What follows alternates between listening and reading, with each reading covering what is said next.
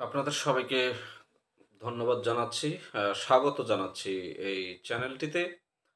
আমরা এখন আলোচনা করব মুসলিম সংস্কৃতি নিয়ে। একটা খুবই আলোচিত একটি টপিকস যে মুসলমানদের মাঝে নানান দ্বন্দ্ব। ইসরায়েল ফিলিস্তিন যুদ্ধ চলছে, না হয় চলল। আফগানিস্তান পাকিস্তানে কেন যুদ্ধ চলছে? রাশিয়া ইউক্রেন যুদ্ধ না হয় চলতেই পারে। ইরাক আর ইরান দীর্ঘ ৯ বছর কেন যুদ্ধ হয়েছিল? তারপরে ও মার্কিন যুক্তরাষ্ট্র এবং ভিয়েতনামের যুদ্ধ হয়েছিল, হোক যে কারণেই হোক। 1971 সালে দুই পাকিস্তান মুসলিম দেশ, তারা কেন যুদ্ধ করল? একইভাবে মধ্যপ্রাচ্যের কথা যদি বলি, সিরিয়াতে যুদ্ধ কারা করছে? আহ, সিরিয়ার পাশের দেশ কি? ইয়েমেনে কারা যুদ্ধ করছে? এগুলো খুবই আলোচনার বিষয়। তো এই প্রশ্নগুলোর উত্তর দেওয়াটাও কঠিন, প্রশ্ন করাটাও কঠিন। তাই আমরা একটি দর্শনের বই, নীতিবিজ্ঞান ও মানব জীবন, দর্শন ক্লাস যারা দর্শনে পড়েন, মাস্টার্স অনার্স মাস্টার্সে, তাদের জন্য এটা একটি পাঠ্য বই। সেই বইটি থেকে মুসলিম সংস্কৃতি চ্যাপ্টারটি আমি সংক্ষিপ্তভাবে পড়ে শোনাচ্ছি, যাতে আমরা এখান থেকে ভিডিওটি টেনে টেনে না দেখে ভালোভাবে যদি শোনেন, তাহলে অনেক তথ্য আমরা পাবো যে কেন মুসলমানরা বিভিন্ন রকম অবস্থায় আছে। তো শুরু করলাম মুসলিম সংস্কৃতি। লক্ষ্য করার বিষয় এই যে মহানবী পরলোক গমন করেন 632 খ্রিস্টাব্দে, আর আজকে 2025 খ্রিস্টাব্দ। কিন্তু এরপর অতি অল্প সময়ের মধ্যে মুসলমানরা প্রতিষ্ঠা করে এক বিশাল সাম্রাজ্য, বিজিত দেশগুলোতে বিস্তার করে ব্যাপক প্রভাব, এবং এভাবে খ্রিস্টীয় ৮ শতকের শেষ, মানে ৮০০ সালের দিকে, এবং ৯ শতকের শুরুতে, অর্থাৎ ৯০০ সালের প্রথমে শুরু নাগাদ প্রতিষ্ঠা করতে সক্ষম হয় এক বর্ণাঢ্য মুসলিম সংস্কৃতি। শুধু সামরিক শক্তিতে নয়, কৃষি শিল্প কৃষি শিল্প, বাণিজ্য, অর্থনীতি প্রভৃতি সব ক্ষেত্রে রীতিমতো সংঘটিত হয়েছিল এক বিপ্লব। এই মুসলিমরাই এটা করেছিল। মুসলিম খলিফাদের পৃষ্ঠপোষকতায় শিক্ষা দীক্ষায় অর্জিত হলো অসামান্য সাফল্য। ধর্মশিক্ষার পাশাপাশি ইতিহাস, আবার বলছি, ধর্মশিক্ষার পাশাপাশি ইতিহাস, ভূগোল, আইন বিজ্ঞান, রসায়ন, জ্যোতির্বিদ্যা প্রভৃতি ক্ষেত্রে উন্নয়নের যে প্রক্রিয়া শুরু হয় উমাইয়া শাসনামলে, সেই উমাইয়া শাসকদের কথা সবারই নিশ্চিত মনে আছে। উমাইয়া শাসনামলে যেটা হলো, তা তা তাই চমৎকার উৎকর্ষ অর্জন করে তার পরবর্তীতে আব্বাসীয় আমলে। এ প্রক্রিয়া অব্যাহত থাকে ১৩ শতক, অর্থাৎ ১৩০০ সাল পর্যন্ত। একথা আজ কারও অজানা নয় যে ১৪ ও ১৬ শতকের ইউরোপীয় রেনেসা, অর্থাৎ ইটালিতে ১৪০০ শতকের দিকে যে রেনেসা, অর্থাৎ জ্ঞানের পুনর্জন্ম, পুনর্জাগরণ শুরু হলো, সেটা তারপরে ১৬ শতকের দিকে ইউরোপে আসলো যে রেনেসা, এবং এর পরবর্তী মানবতাবাদ, প্রোটেস্টান্ট ধর্ম সংস্কার, অর্থাৎ প্রোটেস্টান্ট বলতে খ্রিস্টানদের একটা ধর্মের একটা অংশ, যেমন মুসলিমরা শিয়া সুন্নি এরকম, বৈজ্ঞানিক বিপ্লব, জ্ঞান আলোক আন্দোলন, এ সব কিছুরই বীজ নিহিত ছিল ৮ ও ১৩ শতকের মধ্যবর্তী, অর্থাৎ ৮০০ সাল থেকে ১৩০০ সালের মাঝখানে, এই যে ৫০০-৬০০ বছরের মধ্যবর্তী সময়ে অর্জিত মুসলিম সাংস্কৃতিক ঐতিহ্য। এককালে যে আরব জাতি ছিল অন্ধকারাচ্ছন্ন বা আইয়ামে জাহেলিয়া, জ্ঞান বিজ্ঞান ও দর্শন বলতে যাদের কিছুই ছিল না, বিদেশি ভাষার বিভিন্ন বিষয়ের মূল্যবান গ্রন্থ অনুবাদের মধ্য দিয়ে তারাই কিনা উত্তরাধিকারী হলো পৃথিবীর সব কটি প্রাচীন জাতির সাংস্কৃতিক ঐতিহ্যের। যেমন আব্বাসীয় খলিফা আল মামুন ও পরবর্তী খলিফাদের শাসনামলে বাইতুল হিকমা নামক বিখ্যাত শিক্ষা ও গবেষণা প্রতিষ্ঠানটি বিখ্যাত গ্রন্থ অনুবাদের প্রধান কেন্দ্রে পরিণত হয়, এবং এর উদ্যোগে ও আনুকূল্যে গ্রিক রচনাবলী সরাসরি আরবি ভাষায় অনুদিত হতে থাকে। এভাবেই আল মামুনের আমলে জ্যোতির্বিদ্যার বিখ্যাত ভারতীয় গ্রন্থ সিদ্ধান্ত সহ এরিস্টটল, টলেমি ও ইউক্লিডের বেশ কিছু গ্রন্থ আরবি ভাষায় অনুদিত হয়। খলিফা হারুন আর রশিদের আমলে অনেক বিদ্যাপীঠ ও একটি বিশ্ববিদ্যালয় প্রতিষ্ঠার মাধ্যমে জ্ঞান অর্জন ও সত্য অনুসন্ধানের ক্ষেত্রে অভূতপূর্ব উদ্যম ও প্রেরণা সৃষ্টি করা হয়। কেবল অনুবাদ কর্মেই নয়, দর্শন, জ্যোতির্বিদ্যা, চিকিৎসা বিজ্ঞান, গণিত প্রভৃতি সব বিষয়েই মুসলমান পণ্ডিত ব্যক্তিদের মৌলিক অবদান ছিল অসামান্য। যেমন 9 শতকের বিশিষ্ট দার্শনিক অর্থাৎ 900 সালের বিশিষ্ট দার্শনিক আল-কিন্দি, যার জন্ম হয়েছিল 801 সালে এবং আল-কিন্দির মৃত্যুবরণ করেছেন 873 সালে। এই নবম শতকে গ্রিক ভাষা আয়ত্ত করেন এবং দর্শন ও বিজ্ঞানের বিভিন্ন শাখায় অনেক মূল্যবান গ্রন্থ রচনা করেন। এছাড়া আল ফারাবি, আল খোয়ারিজমি, ইবনে হিশাম, আল বিরুনি, ইবনে সিনা, ওমর খৈয়াম ও ইবনে রুশদের জন্ম সালটা হলো 1260 থেকে প্রমুখ মুসলিম মনীষীর অবদান সর্বজন বিদিত। বিশেষ করে চিকিৎসা বিজ্ঞানের ক্ষেত্রে মুসলমানদের অবদান ছিল অগ্রণী। 900 এবং 1100 খ্রিস্টাব্দের মধ্যবর্তী এই যে প্রায় 300 বছর, এই মধ্যবর্তী সময়টাকে যথার্থই মুসলিম চিকিৎসা বিজ্ঞানের স্বর্ণযুগ বলে অভিহিত করা হয়। 900 থেকে 1100 খ্রিস্টাব্দের মধ্যবর্তী সময়। চিকিৎসা বিজ্ঞানে ইবনে সিনার, যার জন্ম হয়েছিল 980 সালে এবং যিনি মারা গিয়েছেন 1037 সালে, ইবনে সিনার সর্বশ্রেষ্ঠ কীর্তি হল কানুন নামক বিখ্যাত বিশ্বকোষ, কানুন, যেটাকে আমরা আইন বলি বর্তমানে। চক্ষু বিজ্ঞানেও মুসলমানদের অবদান অবিস্মরণীয়। ভৌত আলোক বিজ্ঞান বা যেটাকে ফিজিক্যাল অপটিক্স বলে, যা আমরা বুঝি, তার মূলে ছিল মধ্যযুগের মুসলমানদের মৌলিক গবেষণা। একইভাবে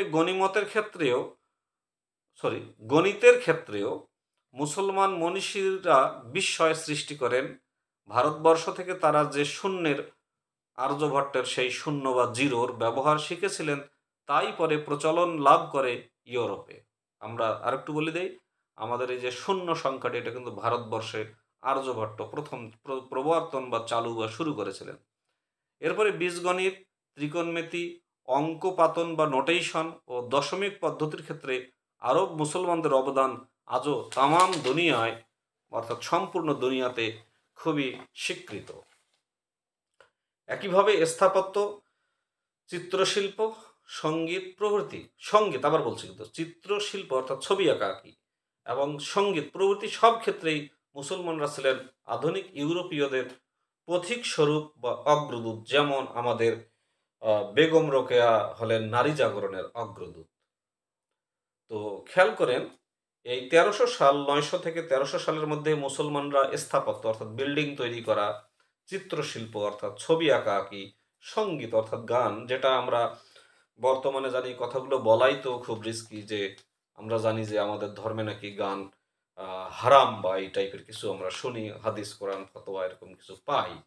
কিন্তু দেখেন 900 থেকে 1100 সালে এই মুসলমানেরা চিত্রশিল্প, সঙ্গীত, মানে চিত্রশিল্প বলতে চারু কারু সঙ্গীত, এবং সঙ্গীত স্পেশালি এখানে বলা হচ্ছে, এই বইয়ে বলা হচ্ছে সঙ্গীত প্রভৃতি সব ক্ষেত্রেই মুসলমানরা ছিলেন আধুনিক ইউরোপীয়দের পথিকৃত স্বরূপ বা অগ্রদূত।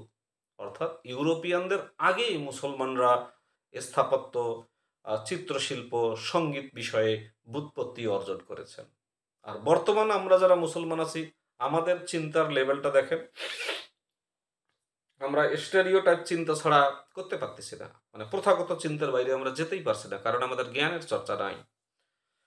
তো যাই হোক, সেই মধ্যযুগে এই অবিস্মরণীয় অগ্রগতি সম্ভব হয়েছিল এজন্য যে খোদ মহানবী মোহাম্মদ সাল্লাল্লাহু আলাইহি ওয়াসাল্লাম সহ আদি ইসলামের শাসক ও পণ্ডিতবর্গ বিজ্ঞান চর্চাকে উৎসাহিত করতেন। কিন্তু 13 শতকের দিক থেকে 1300 সালের পরে মুসলমানরা জ্ঞান বিজ্ঞানের প্রতি ক্রমশ অনীহা, এমনকি বৈরিতা পোষণ করতে থাকে। তাহলে সালটা কোথায়? 1300 শতাব্দী থেকে।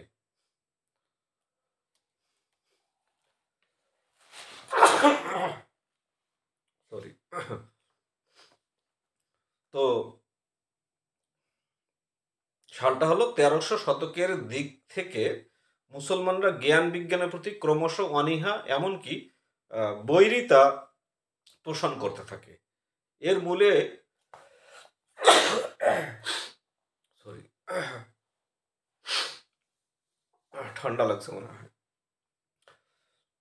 এর মূলে এই ভ্রান্ত ভুল ধারণা ছিল যে বিজ্ঞান মাত্রই ধর্ম বিরোধী। খেয়াল করেন, 1300 সালের পরে এই চিন্তা আসলো মুসলমানদের মাঝে, বিজ্ঞান মাত্রই ধর্মবিরোধী, বিজ্ঞান নাস্তিকতাকে উৎসাহিত করে এবং আল্লাহর প্রতি অবিশ্বাস সৃষ্টি করে। 1300 সালে হঠাৎ করে এই চিন্তাটা চলে আসলো মুসলমানদের মনে। এই ভ্রান্ত ধারণার প্রভাব ছিল মারাত্মক। এর ফলে অতীতের গৌরবোজ্জ্বল উদ্যমে ভাটা পড়ে এবং জ্ঞান বিজ্ঞানের প্রায় সব বিভাগেই দেখা দেয় এক চরম মন্দা ভাব এবং অবক্ষয়। এ অবস্থা চলতে থাকে দীর্ঘদিন। অবশেষে 18 শতকের দিকে অবশ্য মুসলমান বিদ্যুৎ সমাজ অর্থাৎ বিদ্যুৎসাহী বিদ্বান সমাজে এ ধরনের এক নতুন প্রেরণা সৃষ্টি হয়। মিশরের জামাল উদ্দিন আফগানি, যার জন্ম 1839 সালে এবং 1897 সালে মৃত্যুবরণ করেন, এবং শেখ আব্দুহু, যার জন্ম 1849 সালে এবং মৃত্যু 1955 সালে। আমাদের এই উপমহাদেশের শাহ ওলিউল্লাহ, জন্ম 1703 সালে, মৃত্যু 1762 সালে। সৈয়দ আহমদ খান, জন্ম 1817 সালে এবং মৃত্যু 1898 সালে। সৈয়দ আমির আলী, খুবই বিখ্যাত মানুষ, যার জন্ম 1849 সালে, মৃত্যু 1928 সালে। পাকিস্তানের আল্লামা ইকবাল, যার জন্ম 1805 সালে এবং মৃত্যুবরণ করেন 1938 সালে। এই যে প্রমুখ বিজ্ঞান চিন্তাবিদ যাদের নাম বললাম আমি, প্রমুখের চিন্তা ও রচনা জ্ঞান বিজ্ঞান চর্চায় আধুনিকতাকে উৎসাহিত করে, কিন্তু তাতে দীর্ঘদিনের ব্যাপক মন্দাভাব, অর্থাৎ 1300 সালে বন্ধ হয়ে গেল, 1800 সাল, মাঝখানে প্রায় 600 বছর জ্ঞানের চর্চা হলো না মুসলমানদের দ্বারা। তারা মনে করলো বিজ্ঞান চর্চা ধর্মবিরোধী, বিজ্ঞান নাস্তিকতাকে উৎসাহিত করে এবং বিজ্ঞান আল্লাহর প্রতি অবিশ্বাস সৃষ্টি করে। এই যে ভুল ধারণা থেকে 600 বছর তারা জ্ঞান চর্চায় পিছিয়ে পড়লো। তো একটা জাতি যদি 600 বছর জ্ঞানের চর্চা না করে, সেই জাতির উন্নতি করা সম্ভব না। তো যাই হোক, এই আবার শুরু হলো, কিন্তু তাতে দীর্ঘদিনের ব্যাপক মন্দাভাব খানিকটা লাঘব হলেও সেই পুরনো প্রেরণার পুনরুজ্জীবন আর ঘটেনি। এই স্থবিরতার কারণ, অর্থাৎ এই যে মুসলিম সমাজ আটকে গেল, জ্ঞান চর্চায় আটকে গেল, থমকে গেল, এর কারণ অনুসন্ধান করলে মনে হয় নিজেদের ধর্মের নিহিতার্থ উপলব্ধি করতে না পারা এবং বিশেষ করে ধর্মের দোহাই দিয়ে কোনো কোনো মহলের তরফে যুক্তিবাদী চিন্তার বিকাশ স্তব্ধ করার হীন প্রয়াসই এ করুণ অবস্থার জন্য দায়ী। এই বইয়ের লেখক এই কথাটা বলেছেন যে এখানে কিছু মানুষ তাদের ধর্মের দোহাই দিয়ে যুক্তিবাদী চিন্তাটাকে স্টপ করতে চেয়েছে। আসলে মুসলমানদের পশ্চাৎপদতার জন্য ইসলাম দায়ী নয়। মুসলমানরা যে পিছনের দিকে যাচ্ছে এর জন্য ইসলাম দায়ী নয়, কারণ আমরা ইতিমধ্যে লক্ষ্য করেছি যে প্রকৃত ইসলাম যথার্থই প্রগতিবাদী এবং কোরআন ও হাদিস অগ্রসরমান জীবনের অনুকূল নতুন নতুন ধ্যান ধারণাকে দ্ব্যর্থহীন ভাবে উৎসাহিত করে, অর্থাৎ পরিষ্কারভাবে জ্ঞান চর্চাকে কোরআন হাদিস উৎসাহিত করে এবং স্বাধীন যুক্তিবাদী চিন্তা অনুশীলনের জন্য মুসলমানদের জোর তাগিদ দেয়। সুতরাং যথার্থ বৈজ্ঞানিক, নৈতিক তথা সার্বিক সাংস্কৃতিক অগ্রগতির পথে অগ্রসর হতে হলে হালের মুসলমানদের অবশ্যই পরিহার করতে হবে সব রকম গোড়ামি, অর্থাৎ বর্তমান যুগে যারা মুসলমান আমরা আছি, গোড়ামি পর্যন্ত, মানে আমি যা জানি এটাই আটকে ধরে আছে, এটা হলো গোড়ামি। এটাকে চেঞ্জ করতে হবে, আমার চেয়ে আর একজন ভালো জানতে পারে। আমি একটা বই পড়ে শোনাচ্ছি আপনাদের, কেউ 100টা বই পড়ে শোনাতে পারে। এইটা এই গোড়ামি, মুসলমানদের যথার্থ এদের সব রকমের গোড়ামি এবং বিভ্রান্তিকর অর্থাৎ ভুল রকমের ধ্যান ধারণা এবং উপলব্ধি করতে হবে যাই হোক, মুসলমান কি বলবো আর কি, যে স্বাধীন যুক্তিবাদী চিন্তা অনুশীলনের জন্য মুসলমানদের জোর তাগিদ দেয়, সেটা হলো কোরআন এবং হাদিস। সুতরাং যথার্থ বৈজ্ঞানিক, নৈতিক তথা সার্বিক সাংস্কৃতিক অগ্রগতির পথে অগ্রসর হতে হলে হালের মুসলমানদের অবশ্যই পরিহার করতে হবে সব রকম গোঁড়ামি ও বিভ্রান্তিকর ধ্যান ধারণা, এবং উপলব্ধি করতে হবে যে ইসলামের সঙ্গে আধুনিক বিজ্ঞান ও যুক্তিবাদী ধ্যান ধারণা, এবং উপলব্ধি করতে হবে যে তাহলে কি মুসলমানদের সাথে কি মুসলমানদের সব ধরনের গোঁড়ামি এবং বিভ্রান্তিকর ধ্যান ধারণা বাদ দিতে হবে বা পরিহার করতে হবে, এবং তাদেরকে উপলব্ধি করতে হবে আমাদেরকে ইসলামের সঙ্গে আধুনিক বিজ্ঞান এবং যুক্তিবাদী দর্শনের কোনো বিরোধ নেই। ইসলামের সাথে বিজ্ঞানের এবং যুক্তিবাদী দর্শনের কোনো বিরোধ নেই। আর তা যে নেই, ইসলামের অতীত ইতিহাস ও গৌরবোজ্জ্বল ঐতিহ্যই তার অভ্রান্ত অকাট্য প্রমাণ। সেটা কত সাল? সেই অষ্টম শতাব্দী থেকে শুরু করে নবম শতাব্দী, এই থেকে 1300 সাল পর্যন্ত, অর্থাৎ প্রায় 300-400 বছর বিজ্ঞান মুসলমানেরা যে জ্ঞান বিজ্ঞানের চর্চা করলো, কিন্তু হঠাৎ করে 1300 শতাব্দীর পরে এরা মুসলমানরা হঠাৎ করে বিজ্ঞান চর্চাকে ধর্মবিরোধী মনে করলো, যার কারণে দীর্ঘ 600 বছর স্টপ থাকার পরে আবার 1800-1900 সালের দিকে কিছু জ্ঞানের চর্চা শুরু হলো। কিন্তু সেই অর্থে মুসলমান, সারা পৃথিবীর মুসলমানদের খুব একটা উন্নতি হলো না। তাহলে মূল সামারি হলো 1300 সালের দিকেই মুসলমানেরা স্থাপত্য, চিত্রশিল্পী, ছবি আঁকা, সঙ্গীত প্রভৃতির ক্ষেত্রে এরা ইউরোপীয়দেরও গুরু ছিল, এই মুসলমানরা ছিল। কিন্তু সেই মুসলমানরা এখন এগুলাকে সব কোথার থেকে যেন হারাম করে দিল। বললাম তো এই বিষয়টা স্পর্শকাতর, কথা বলাই মুশকিল। আমি এই বই, এই যে বললাম বই দেখাচ্ছি, এই বই থেকে পড়ে শোনাচ্ছি আমার ব্যক্তিগত বক্তা। তো বলা হচ্ছে যে ইসলামের সঙ্গে আধুনিক বিজ্ঞান এবং যুক্তিবাদী দর্শনের কোনো বিরোধ নেই। এর প্রমাণ হলো আমাদের ইসলামের অতীত ইতিহাস ও গৌরবোজ্জ্বল ঐতিহ্য তার অকাঠ্য, অভ্রান্ত, নির্ভুল প্রমাণ। তো আপনারা সবাই ভালো থাকবেন। মূল কথা হলো আমার এই চ্যানেলটির উদ্দেশ্যই হলো জ্ঞানের চর্চা করা, জ্ঞান চর্চাকে জ্বালিয়ে রাখা, জ্ঞান চর্চাকে এগিয়ে রাখা। আমি MA পাস করেছি ফার্স্ট ক্লাস ফার্স্ট, তারপরে আর বই পড়ি না।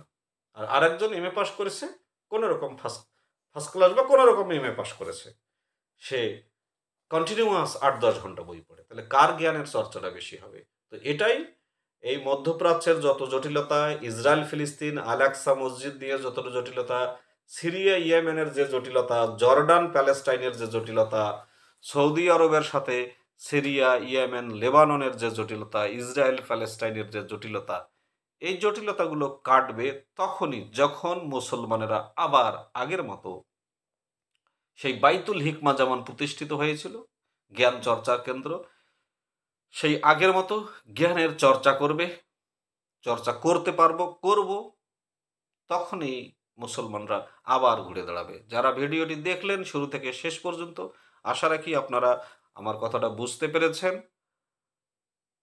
আমরা সবাই সুস্থ থাকি, ভালো থাকি, আল্লাহ আমাদের হেফাজত করুক। আসসালামু আলাইকুম ওয়া রাহমাতুল্লাহি ওয়া বারাকাতুহু।